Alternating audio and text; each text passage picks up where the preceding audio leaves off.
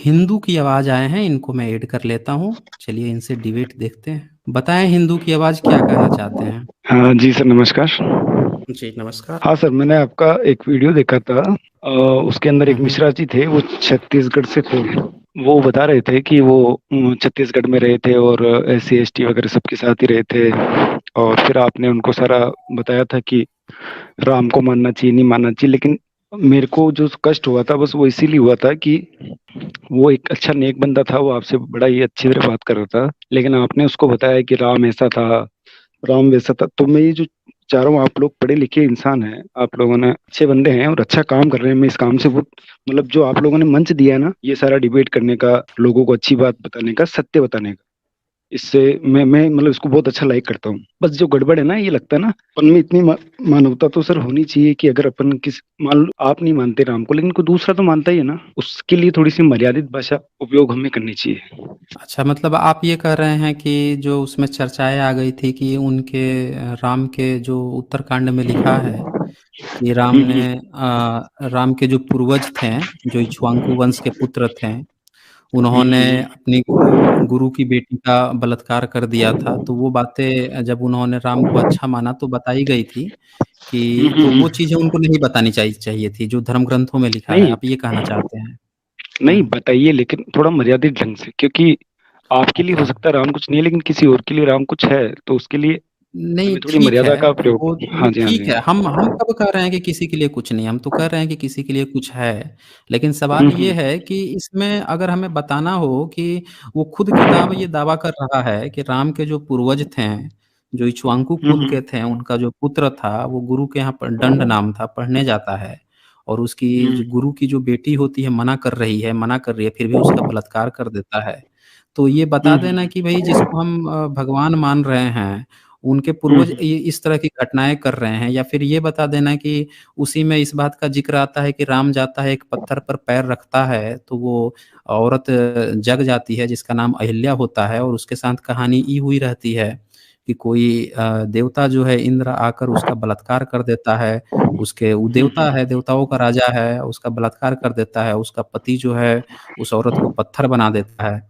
फिर राम जो है हम्म। पैर रखता है तो वो जिंदा हो जाती है। फिर राम जो है अपनी गर्भवती बीवी को जो है जंगल में छोड़ देता है। तो ये जो कहानियां है रामायण की, ये तो लोगों के सामने लानी पड़ेगी ना, क्योंकि लोगों की तो आस्था है। अब कोई आस्थावान व्यक्ति है, वो अगर रामायण पे पूरी आस्था रखता है, और क्या पता वो इससे सीख ले, कहे कि इसमें तो बड़ी अच्छी बात है, वो भी अपनी गर्भवती बीवी को जंगल में छोड़ दे, बाहर निकाल दे, बोले हमारे भगवान राम जब ऐसा किए हैं तो मैं कौन होता हूँ वो ऐसा नहीं करने वाला, वो भी ऐसा कर दे, तो समाज में तो गलत शिक्षा जाएगी ना। तो रामायण में अगर कुछ अच्छी शिक्षा है तो गलत शिक्षाएं भी तो लोगों के सामने रखनी पड़ेंगी ना, कि उसमें क्या गलत शिक्षा है। नहीं तो लोग तो उसको फॉलो कर लेंगे कि हमारे राम ने किया था, हमारे भगवान ने किया था।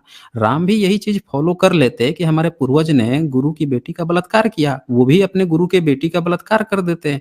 तो फिर या फिर कोई बलात्कार कर दे, कहे कि भाई राम के पूर्वज ने ऐसा किया था, ये तो हमारे कहानियों में है। तो ये चीजें तो लोगों को बतानी पड़ेगी ना। सच को सच और गलत को गलत कहना, ये कैसे, मतलब खराब कैसे, आपको कैसे लग रहा है कि ये अमर्यादित चीज है। सर, मैं आपसे एक सवाल ये पूछना चाहता हूँ कि राम के ऊपर जो भी कहा गया उससे आपको बुरा लगा। सर, आपको कभी जो सीता है उसके लिए बुरा लगता है क्या, जो मैं, कुछ सीता हाँ के बिल्कुल, साथ हुआ? बिल्कुल। मैं आप नहीं, मेरे को उसमें बुरा नहीं लगता, उसका कारण मैं आपको बताता हूँ सर। तो कि सीता के लिए सिर्फ उन्हीं लोगों को नहीं बुरा लग सकता जिनके दिमाग में महिलाओं के लिए कोई सम्मान नहीं है। पहले तो आपने उनको वहां से जब आप लेके आए तो सबसे पहली बात आपने उनको ये कही कि अपने जो आपका जो चरित्र है, इसकी इसका आपको टेस्ट देना पड़ेगा, परीक्षा देनी पड़ेगी।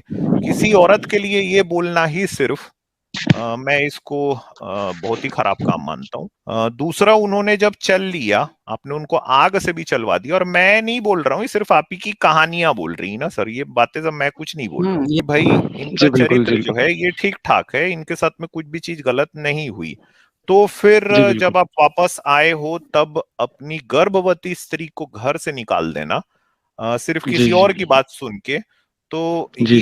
ये जो चीज हुई है सर, मेरे को ऐसा लगता है कि शायद इस पूरी कहानी में हमको सिर्फ सीता के लिए बुरा लगना चाहिए, हमको राम के लिए बुरा बिल्कुल भी नहीं लगना चाहिए, क्योंकि राम का कुछ बिगड़ा नहीं दरअसल। तो मैं जी, ये मानता बिल्कुल। हूँ कि हमको सीता के लिए खराब लगना चाहिए। अगर आपको सीता के लिए खराब नहीं लग रहा है, तो फिर सर ये वही बात है कि जो हमारे समाज में स्त्रियों की स्थिति है ना, ये इसको दर्शाती है ये बात आपकी। देखिए सर, ये क्या है, अपने मतलब की बात निकालने वाली बात होती है। थोड़ा सा समझना, मेरी बात का बुरा मत मानना।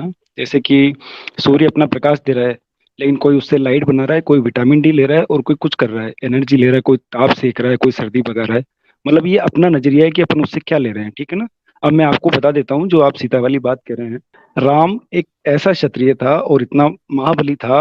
जब वो रावण उसको उठा के ले गया ना, तो अगर वो चाहता ना तो उसको पता नहीं कितने राजपूत अपनी बेटी देने के लिए तैयार हो जाते। लेकिन वो बंदा अयोध्या से, या अयोध्या के आस पंचकोटी जो भी जंगल था, वो वहां से वो पैदल चलता है, एक बहुत बड़ी विशाल सेना बनाता है, वो पुल बनाता है और वहां पे जाके एक कितने महाबली रावण राक्षस जो भी था उससे युद्ध करता है, जो देवताओं को भी परास्त कर चुका था। कहानी की बात ही कर रहे हैं अपन, मैं इसको सच झूठ है या नहीं, ये तो बात की बात है। लेकिन वो इतना कष्ट पाता है एक स्त्री के लिए। एक मेरा भी प्रश्न है, आपने कहा कि कितने राजपूत राजा उसको अपनी लड़की देने को तैयार हो जाते हैं।